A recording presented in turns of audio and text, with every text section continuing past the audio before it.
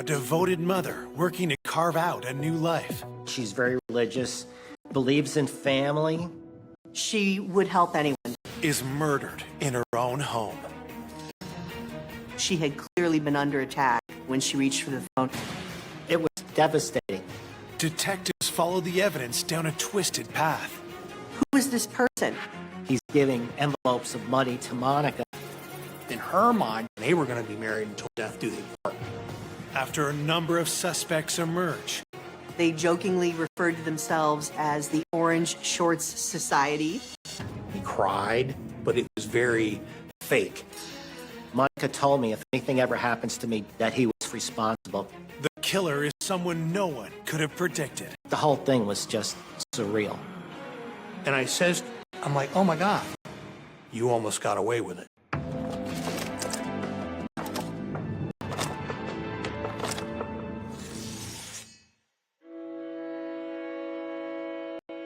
Glenville, Pennsylvania. It's a small, proud community where everyone knows their neighbor by name. It wasn't really even a town, it was rural. Good, decent people. You could just keep the doors open on warm days, sitting on the porch and just relaxing and enjoying the peace. It's a rural area in central Pennsylvania, so it's not typical for a violent crime to occur, and if it does occur, it's an abnormality. On a spring afternoon in 2010, that peaceful atmosphere is interrupted when dispatchers at York County Control get a mysterious call. Someone had dialed 911, 911. and no one was saying anything. Hello? The dispatcher that received the call was inquiring, hello, is anyone there? So the protocol at the time was hang up and call it back. They received a busy signal, so the phone was off the hook. They dispatched Southwestern Regional Police. A patrolman entered the residence and announced himself that he was with law enforcement. And as he made a right into the living room area, he discovered the body.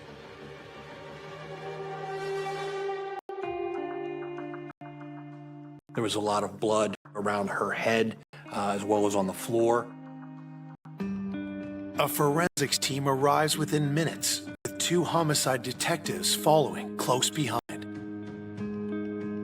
The victim was found lying in almost like a fetal position. They find the victim's driver's license, which identifies her as 55-year-old Monica Schmeier. Closer inspection of the body reveals she met a violent end. She had clearly been under attack when she reached for the phone to try to call for help. There was a telephone with the receiver off just above her body, lying there, and there was some blood on the 9 and the 1 of the telephone. Very close to Monica's body, detectives find an important piece of evidence. We located a small shell casing that was lying on the ground. We searched for a firearm or ammunition, a holster, anything that would lead us to believe that there would have been a gun in the house. There was none located. The forensics team pores over the crime scene, hoping to turn up something that can help them understand the crime. We did fingerprinting, we did photography, we searched around the house. There was nothing there to lead us to believe that it was a home invasion, and it was very mysterious to us as far as, what happened here. Another detail suggests Monica wasn't the victim of a robbery gone wrong. We did locate some cash in the home that were in white envelopes that were on the bookshelf. We found cash in bins that were packed up that you could visibly see as you walked around the house. The envelopes we found were very easy to see. Some of them would have maybe $100 in them. Some of them only had a few dollars. Each one of them had a designation on the envelope, like to the church or for a bill or something like that. Investigators begin collecting forensic evidence for further analysis. The evidence we collected in the home consisted of the money envelopes, the blood evidence, scrapings from the phone, from the floor, and fingerprints. A Rolodex was found. On the Rolodex, we found some close contact information. While forensics continue their work at the scene, detectives track down Monica's family to deliver the terrible news. Monica had two adult daughters, Veronica and Elsa, and they were not living at home at the time of her killing. Veronica was in Florida, and Elsa was out of the country. Both daughters are stunned by the murder and say that their mother was known for her charity, which had only increased since their parents' divorce. Monica Schmeier's daughters said that she would help anyone, extremely generous, volunteered her time in the community, was a devout Catholic, very involved in her church. Monica's brother, Eric, is no less shocked when police inform him of his sister's murder. It was April 1st, which is April Fool's Day. You know, I'm thinking is this a prank? You know, what, my sister's been killed? It was devastating. Monica was not only my sister, she was my next door neighbor. Detectives ask Eric to tell them more about his sister, in the hope that something from her past will point them toward her killer. We were raised in a Catholic family in northern New Jersey. We had a simple, frugal life, 5 siblings. I was the eldest and she was the 4th. She was the smartest out of all 5 of us. Monica was very studious and very determined. Even when she was a little kid, she was a bookworm. She aced everything through college, grammar school, high school. Monica studied like crazy and went to medical school. She was going to do her internship. She was starting it in New York City. As Monica was chasing her dreams, her life took an unexpected turn. She met John Schmeier, and they fell in love. She became pregnant, and that was a surprise to both of them. The young couple got married in 1981 and began building a happy life together. Monica became a mother, and she felt that she had really found her niche. And she just loved being a mother. John, he went and got his degrees, and he became an ophthalmologist and was offered a position in Hanover, Pennsylvania. They asked me to come along and be the office manager. With John busy at work, Monica focused on motherhood and let her own career go by the wayside. She was supposed to do her internship. Then she got pregnant again. I don't know how expected that was, but she loved it. Her focus became being a mother. She was dedicated to John and her 2 daughters. A nice wooden house with 60 acres. That's what she wanted more than anything. John gave that to her. Over the years, John's career thrived, but the couple's marriage began to suffer. In 2003, after 22 years of marriage, he asked Monica for a divorce. She was devastated. She was so much in love with John. She's very religious, believes in family, you know, so she didn't want to agree to divorce. She got suicidal. She went into a depression. All she did was just cry, and you could see how miserable she felt. I was worried about Monica, but I felt if Monica needed any help, I was right down the street. Finally, in 2008, after 5 years of resisting, Monica agreed to sign the divorce papers. Their unusual settlement agreement helps investigators understand why Monica had envelopes of cash stashed around her house. John was paying Monica $1,700 a month in alimony.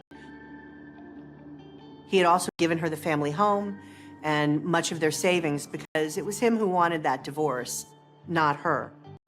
There was alimony being paid, but he did so in cash, which was weird because Monica didn't have a bank account.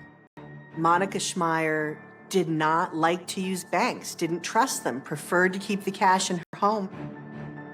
But with Monica having no other source of income, John grew wary of the arrangement. John was pissed off that he had to pay her in cash. He was upset that he had to pay her bills for her. He paid for everything. Could John's resentment have grown so great he wanted Monica dead? When detectives ask Eric, his answer is shocking. Monica told me if anything ever happens to me, John is responsible because she was scared that John would do something to hurt her. Coming up, does a grieving spouse have something to hide? He cried, but there were no tears. It was very fake. A surprising lead sends the case in a new direction. What struck me most is how utterly random it was. And the truth blindsides everyone. It was like an aha moment for me. Why did you lie to me?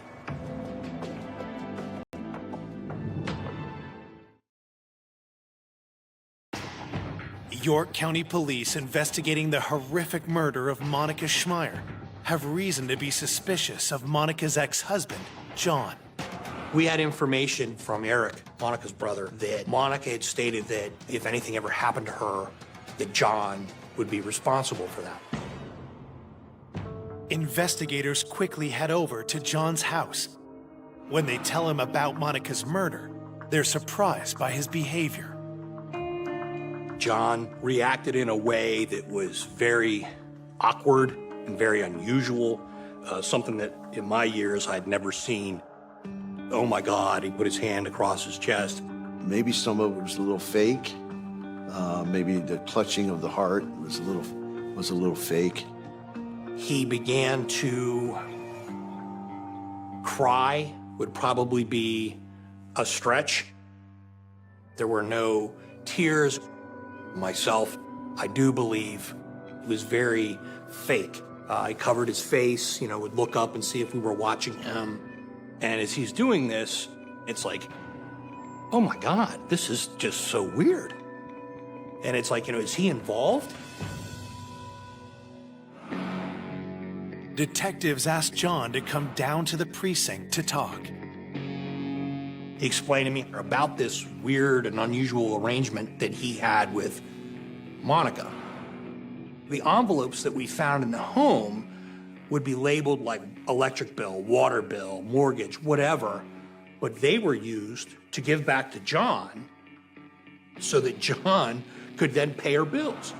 So we're looking at this from the outside, wondering what the hell's going on, that he's paying her in cash. She is now taking cash, putting it in envelopes, giving it back to John. John's then writing a check to pay her electric bill. So it was fueling that frustration and animosity in John's perspective. He's still doing everything for Monica, even though they're not married anymore. Because being a devout Catholic, Monica didn't care they were divorced. In her mind, they were still married, and they were going to be married until death do they part. John admits that the situation bothered him, but he says he'd never resort to murder. He agreed. It's very frustrating. It was very much a pain for him to do all this stuff, but he couldn't. Get rid of her is for lack of a better phrase. Anxious to prove his innocence, John provides police with an alibi. He was able to provide us with a detailed explanation as to what he had done that day, where he was, and who he was with. John tells the detectives he was meeting with an acquaintance named Sarah Powell before the two of them joined up with a larger group at a local restaurant. And I asked him if he has information that can verify his alibi, and he was able to provide me with a cell phone number for Sarah Powell. We wrapped up the interviews. We advised John Schmeier to stay away from the home. We may need to go back there at some point in time just to stay out of it. We had a secure scene. The next day, detectives speak with Sarah Powell to confirm John's alibi. She revealed to me that, yes, I was with John Schmeier yesterday. She had been with him for lunch at a restaurant where they were discussing online trading, that John experimented with that, and he enjoyed doing it, and she was looking to get involved in it to try to make some extra money. Sarah and her fiance knew John Schmeier from a group that met frequently at a local restaurant. John had started meeting with a group of people at Hooters restaurant, sometimes a few times a month. They jokingly referred to themselves as the Orange Shorts Society, or OSS. It was a place where they would go and just hang out and, drink beer and eat wings. After their meeting, John and Sarah had met up with the larger OSS group. When I asked her who all was there, she was able to provide information that matched John's as far as who all was present that day.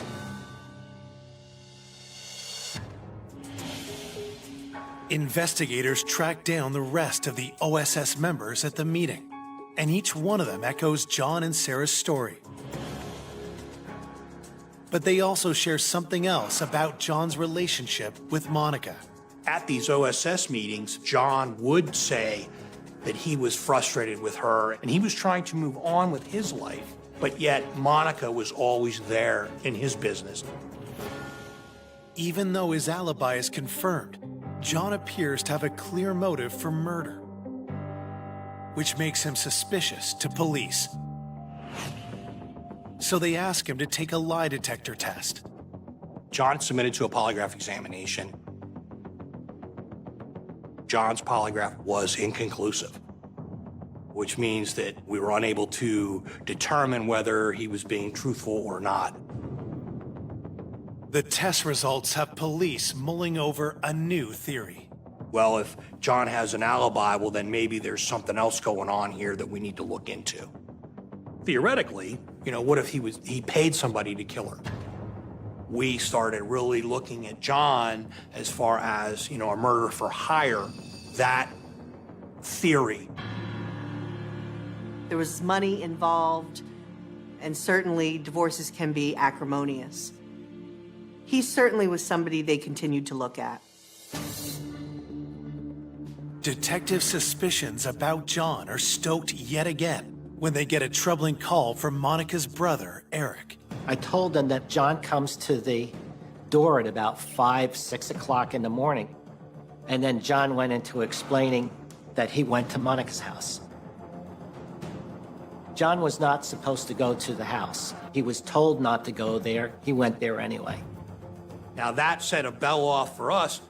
What the hell's going on here?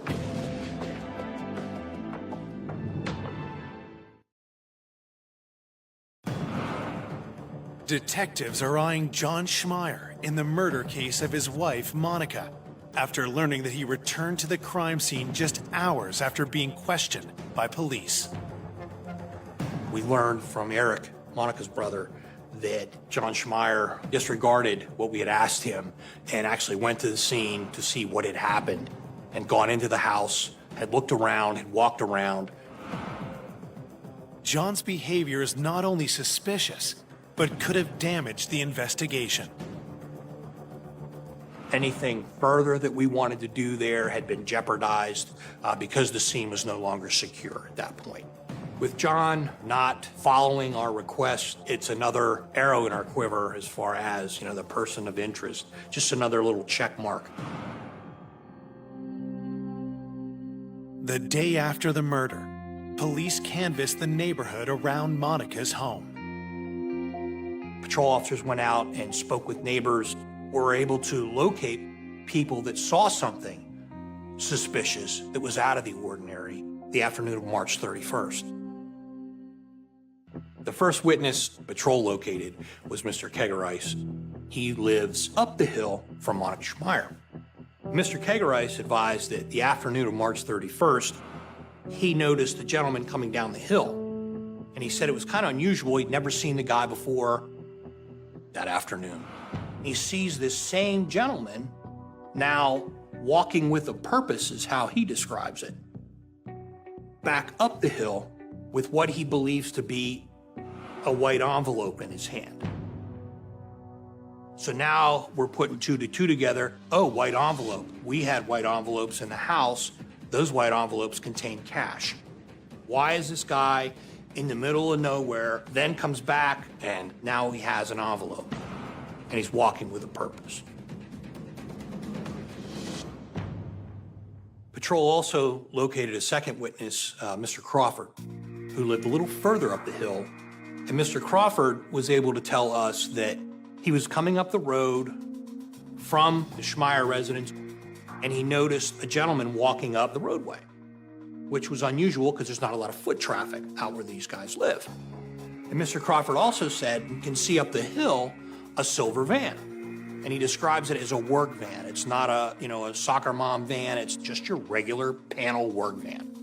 Patrol was able to locate some tire tracks in the grass where that van, you could see where it did like a three-point turn, turned around and went back up the hill. So now we have a direction of travel. Investigators conclude the van headed towards a village called Jefferson. In Jefferson, there's a bank. Now that bank has a camera that's facing out. So what we figured was, well, we'll get a search warrant, we'll grab the bank video, as well as an ATM for March 31st. If the suspect had made a left, he goes towards Jefferson. If he makes a right, he goes to Maryland. We have a 50-50 shot, whether or not we got this van. Investigators keep their fingers crossed as they comb through the poor quality video. And I looked through a video looking for silver vans, and I was able to find numerous silver vans that were coming through and going back on that day. We were looking for a needle in a haystack. We had a van. We now had, a possible suspect. We had the white envelopes. We had, all this information, but yet we still were getting nowhere. 3 days after the murder, investigators get the autopsy report, which they hope can help shed some light on the circumstances of Monica's death. Miss Schmeier had been murdered with a single gunshot wound to the head right above her eye. What also was found was she had a lot of trauma to the right side of her face and her cheek and lips area, indicating that there had been a struggle. I told them that Monica would fight. Monica had no fear. She had no fear of death. Monica did not care. She would go after the guy and scratched him. When I told the police that, they checked for DNA under their fingernails. The fingernail scrapings, we sent them off to the forensic lab for analysis for DNA. While they wait for the results, detectives focus on anyone Monica would have trusted to come to the house. We had information from Eric, Monica's brother, that Monica had a handyman that would take care of things for her. He lived a pretty good distance from her house. He would come down and did a lot of work for her. He trimmed trees and stuff. He did come often, and he didn't charge her for anything.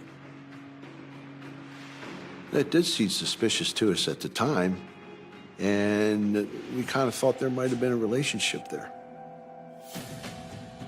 Now, this handyman was married, but yet he spent a lot of time with Monica. As an investigator, you look at who normally kills you. It's someone you know, someone you have a relationship with. There's a thin line between love and hate, and that's where, our suspicions were, okay, well, then maybe there's something else going on here that we need to look into.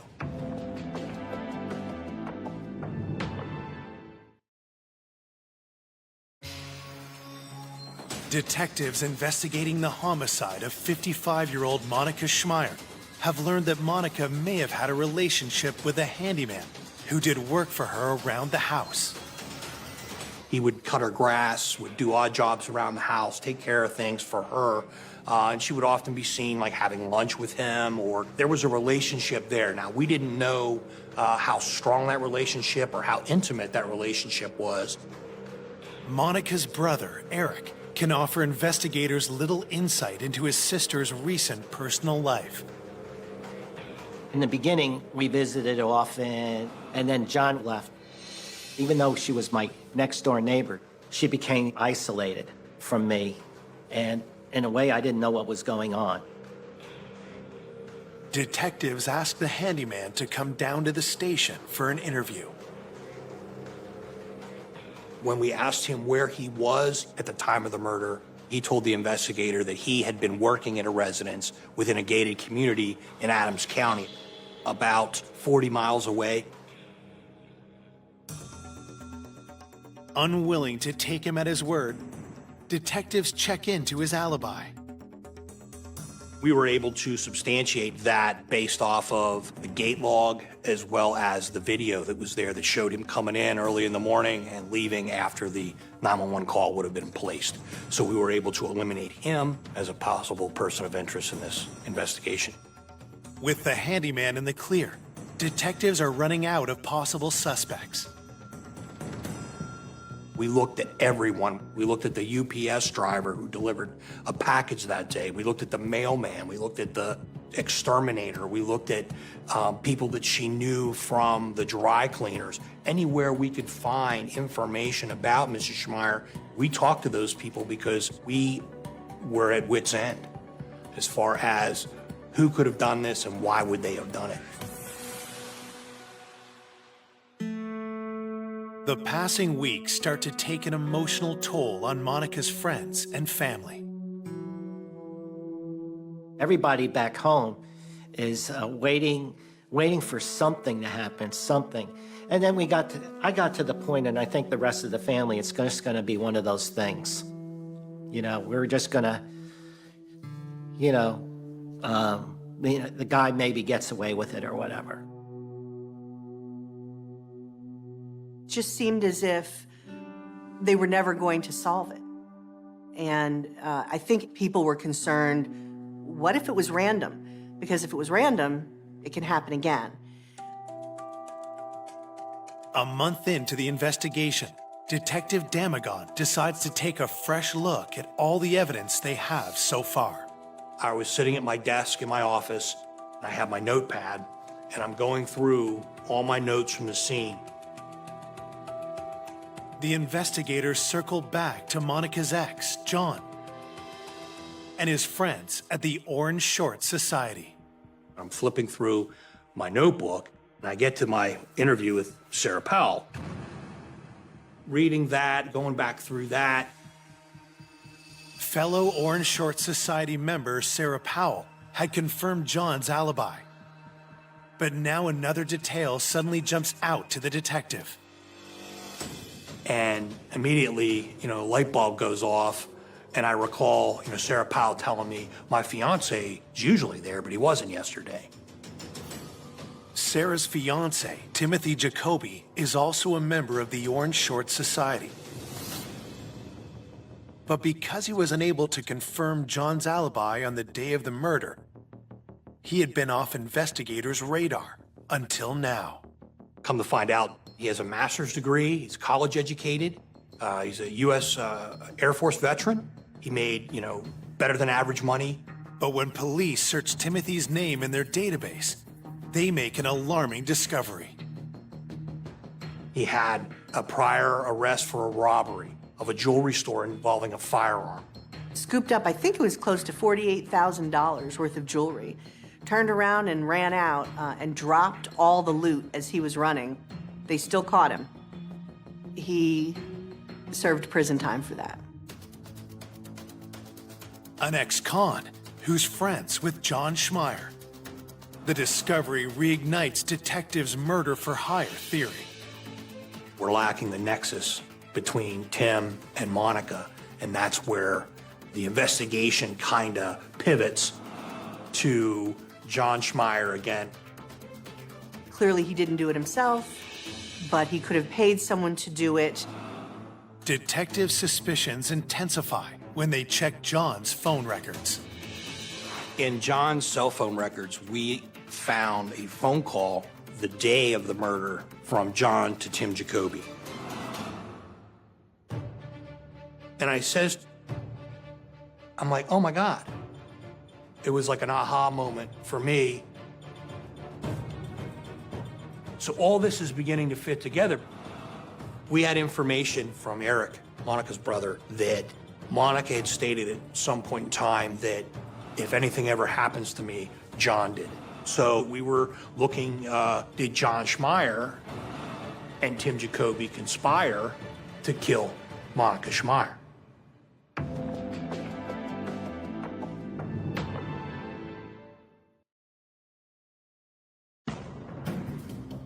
When police discover that John Schmeier's friend, Timothy Jacoby, is a convicted felon, they wonder if Schmeier may have commissioned him to murder his wife, Monica.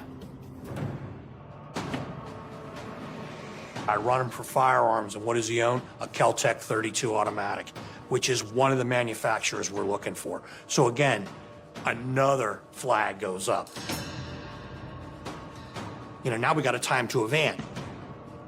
Was Jacoby the man witnesses saw driving the silver van close to Monica's house around the time of the murder? But the problem we're seeing now is he doesn't own a van. We then identified where he worked, and he has access to a silver work van that they sign out on a calendar. You just go in and you check the calendar. If it's available, you put your initials in there, and on Tuesday you get the van. Investigators asked for the company's logbook to see if Timothy had the van when Monica was killed. We're going through it, and wouldn't you know it, there's only 11 months there. And the 1 month is missing is March 31st. It's the date of the murder. Once we found that Tim Jacoby had access to a van, we checked that bank surveillance video, and we were able to locate a van that's the same make, model as the one that Tim Jacoby had access to, coming out a route that would lead someone towards Tim's home. The evidence piling up against Jacoby is compelling, but detectives will need something more concrete if they're to file charges. We make the decision, we're going to hit Tim's house with a search warrant. Tim did not say one word. Not, why are you guys here? What's going on? Nothing. Silence, other than a smirk on his face. The search quickly uncovers damning evidence.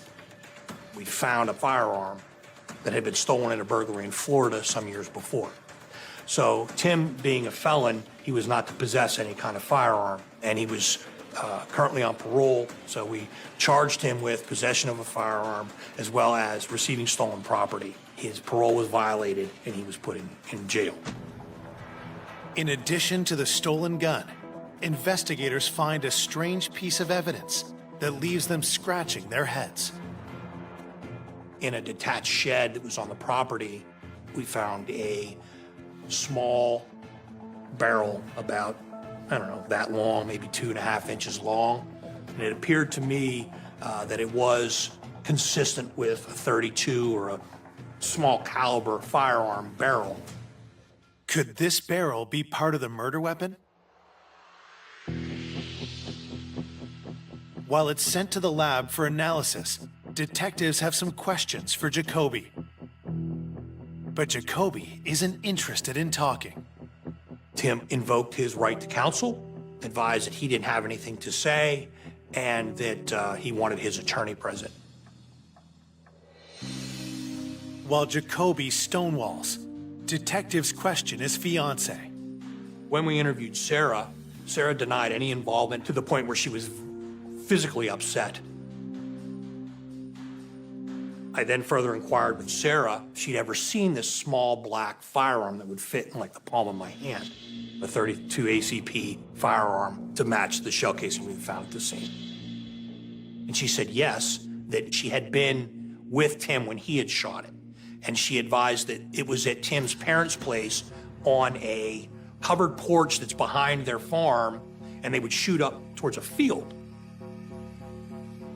Police quickly file a search warrant and begin scouring Tim's parents' property, starting with the house. We found the box for a .32 ACP firearm, but we didn't find the gun.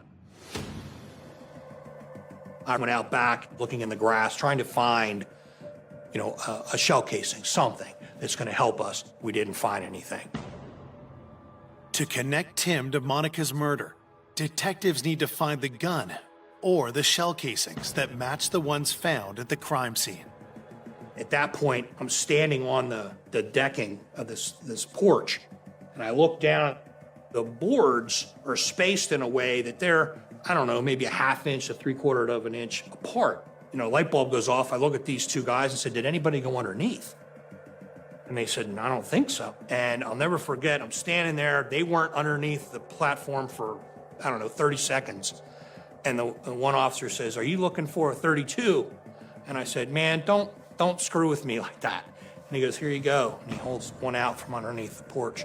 He goes, oh, here's another one. Here's another one. Here's another one.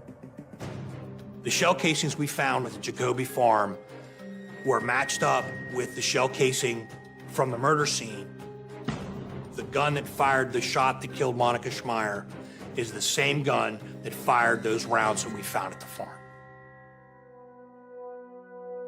But before detectives could bring murder charges against him, one question was crucial to their case. Why would Tim Jacoby kill Monica Schmeier? Police determined that he had never met Monica, had nothing against Monica, and the only way he knew her was through her husband. To detectives, it was looking more and more like Tim didn't act alone. John's alibi was airtight in the sense that he could not have physically committed that crime. However, that didn't clear him with police, because certainly he could have hired Tim Jacoby. Anxious to get the truth once and for all, detectives confront the man they've suspected all along. I went down to Virginia, where Dr. Schmeier was now residing, because we were not 100% sure that John didn't have anything to do with the homicide.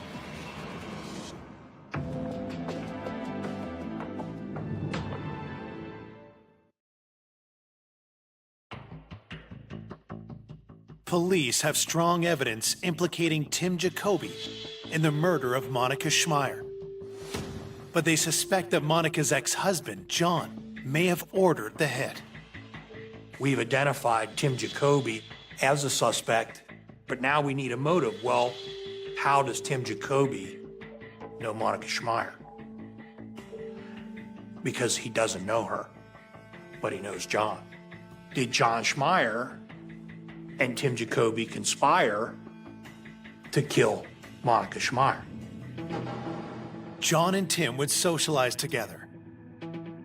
According to John, that's where Tim learned about Monica and the envelopes of money.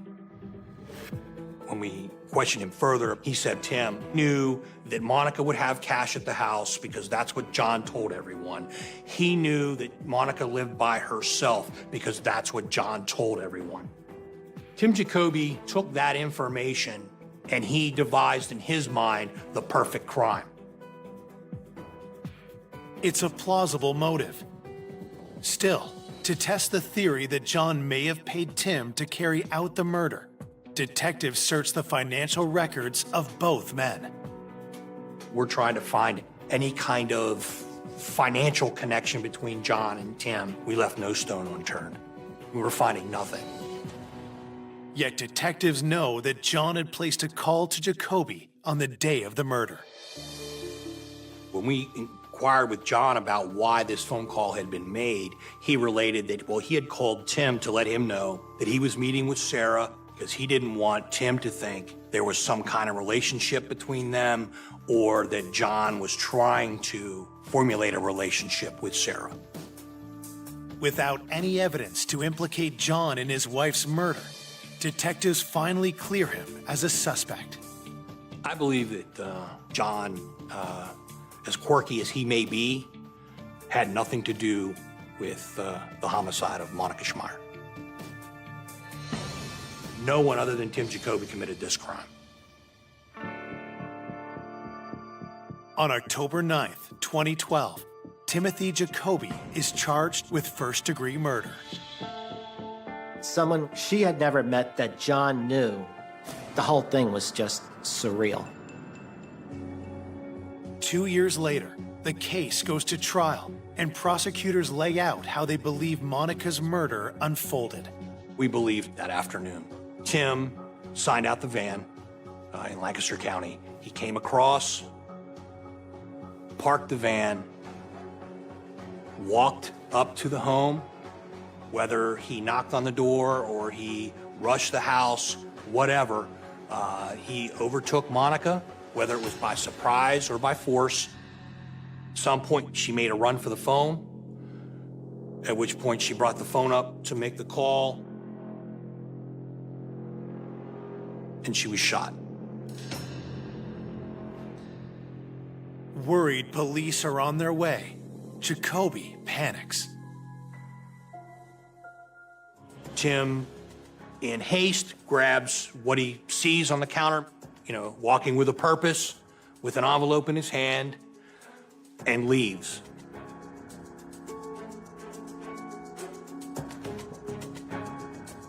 Jacoby tries to cover his tracks by tampering with the logbook and murder weapon. It showed that Jacoby was trying to erase every bit of evidence that might tie him to this crime. So far, the evidence is circumstantial. So prosecutors turn to the results of a specialist YSTR DNA test. A YSTR tests for specifically the male Y chromosome. They ran the YSTR test on the fingernail scrapings of Monica Schmeier, and they found a complete Y profile of the male Jacoby lineage. We eliminated his brothers and his father as having anything to do with it based off of alibis, other circumstantial evidence. On October 8th, 2014, the jury finds Jacoby guilty of first-degree murder, burglary, tampering with physical evidence, and robbery. Ultimately, Tim was sentenced to death. That's justice in my eyes. Maybe there was a sense of relief and closure with the family, but for me, that pales in the fact that my sister's dead. I want people to remember Monica as a dedicated Catholic, someone who was dedicated to her family. I don't know anybody that was more dedicated to her family and to God.